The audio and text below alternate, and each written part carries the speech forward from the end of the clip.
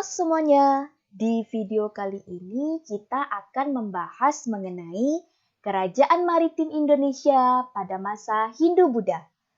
Adapun tujuan pembelajaran kita yaitu menganalisis kerajaan Kutai dalam sistem pemerintahan, sosial, ekonomi, dan kebudayaan, serta pengaruhnya dalam kehidupan masyarakat. Coba perhatikan gambar relief berikut ini. Relief di Candi Borobudur ini menggambarkan tentang kapal yang digunakan pada zaman dahulu.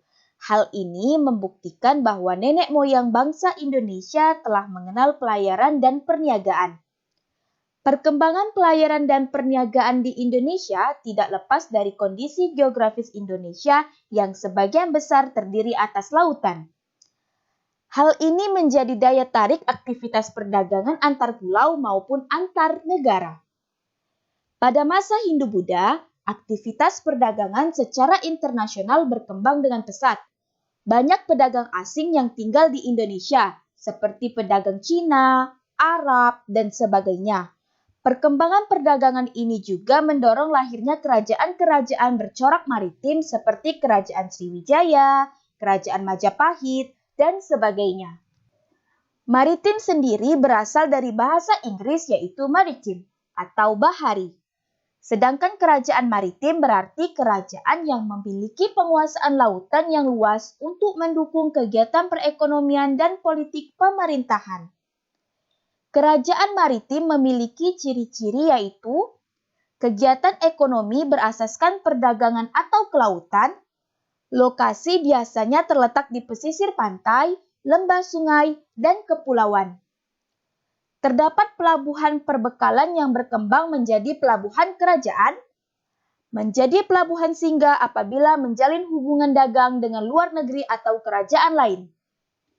Nah, mari kita masuk ke pembahasan kita hari ini yaitu sejarah Kerajaan Kutai.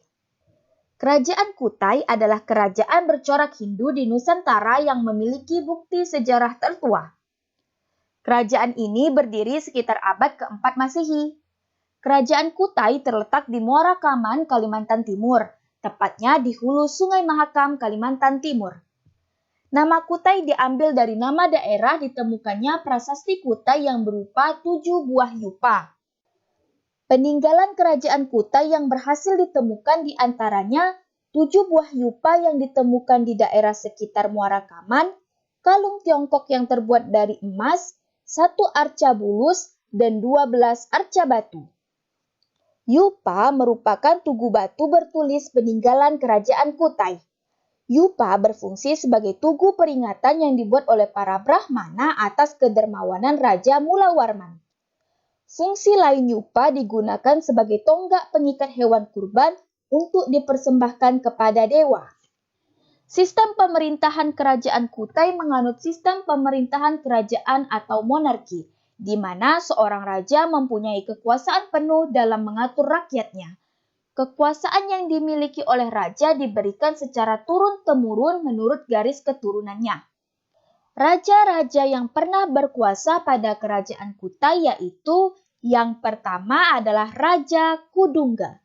Raja Kudungga dikenal sebagai founding father karena dianggap sebagai pendiri kerajaan Kutai. Nama Kudungga dianggap unik karena nama Kudungga merupakan nama lokal atau nama yang belum dipengaruhi oleh budaya Hindu. Hal ini kemudian melahirkan persepsi para ahli bahwa pada masa kekuasaan Raja Kudungga, pengaruh Hindu baru masuk ke Nusantara. Kedudukan Kudungga pada awalnya adalah seorang kepala suku. Dengan masuknya pengaruh Hindu, ia mengubah struktur pemerintahannya menjadi kerajaan dan mengangkat dirinya sendiri menjadi raja, sehingga pergantian raja dilakukan secara turun-temurun. Raja selanjutnya adalah Raja Asmawarman. Asmawarman adalah putra dari Kudungga. Prasasti Yupa menyatakan bahwa Asmawarman merupakan raja yang cakap dan kuat. Pada masa pemerintahannya, wilayah kekuasaan kerajaan Kutai semakin diperluas. Hal ini dibuktikan dengan pelaksanaan upacara Asmaweda. Upacara ini pernah dilakukan di India pada masa pemerintahan Raja Samudragupta ketika ingin memperluas wilayahnya. Dalam upacara itu dilaksanakan pelepasan kuda dengan tujuan untuk menentukan batas kekuasaan kerajaan Kutai.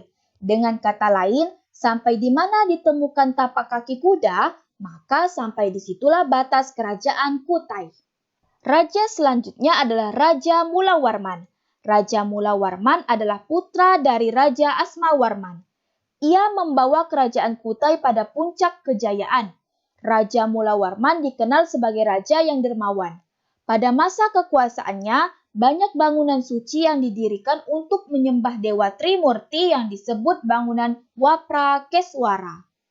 Selanjutnya kita masuk ke pembahasan sistem perekonomian.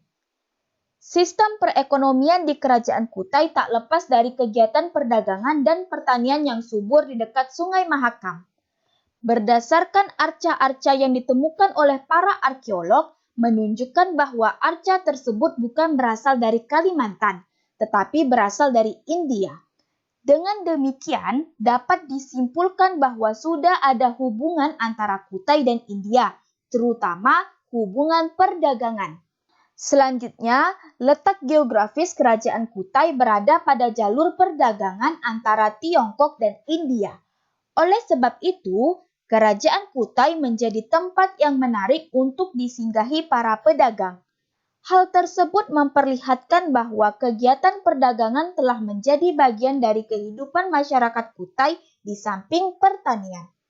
Keterangan tertulis pada prasasti yang mengatakan bahwa Raja Mulawarman pernah memberikan hartanya berupa minyak dan 20.000 ekor sapi kepada para Brahmana, membuktikan bahwa kerajaan Kutai sangat maju dalam bidang peternakan dan bidang pertanian.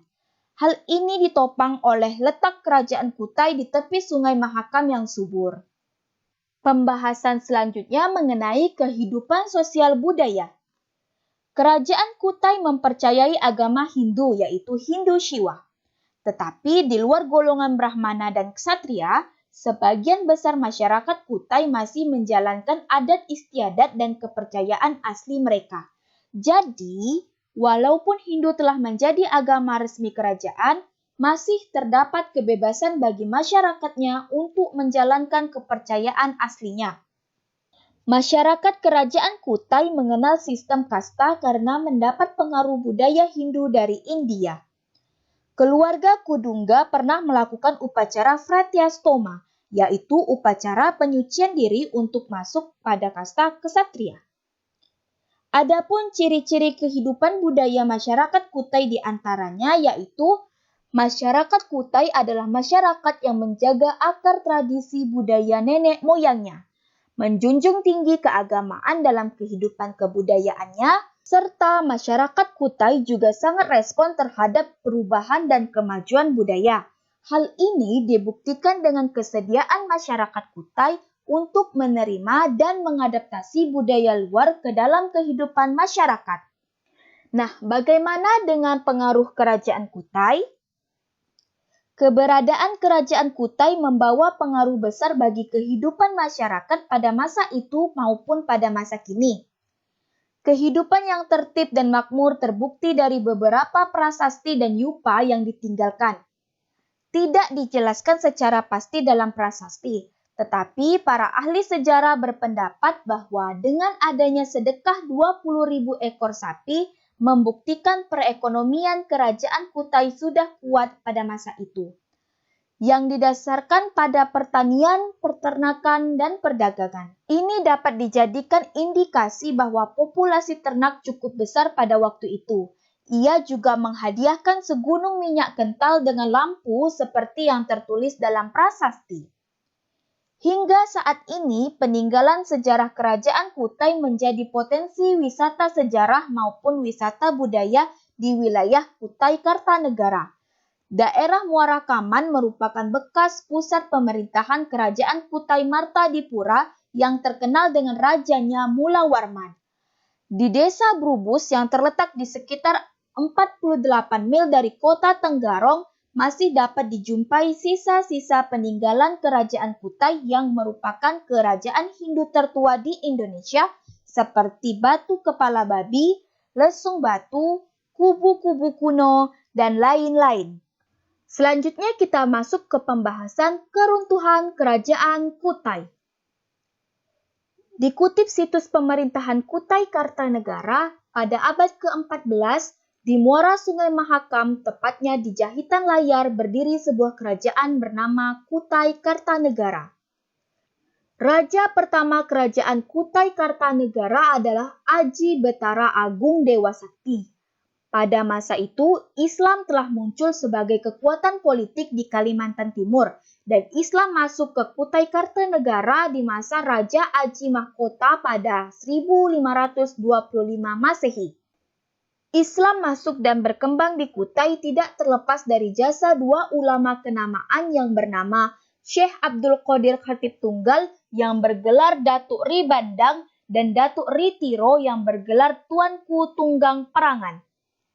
Pada abad ke-17 saat pemerintahan dipegang oleh Aji Pangeran Sinum Panji Mendapa berhasil menaklukkan kerajaan Kutai yang berlokasi di Muara Kaman. Pada saat itu, kerajaan Kutai diperintah oleh Raja Dermasetia dan tewas dalam peperangan. Selanjutnya, kedua kerajaan tersebut menyatu dengan nama Kerajaan Kutai Negara Ing Martadipura. Pemerintah Kabupaten Kutai Kartanegara sesungguhnya merupakan kelanjutan dari Kesultanan Kutai Kartanegara Ing Martadipura.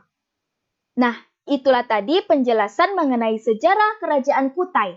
Terima kasih telah menonton video ini. Sampai ketemu di video selanjutnya. Bye-bye.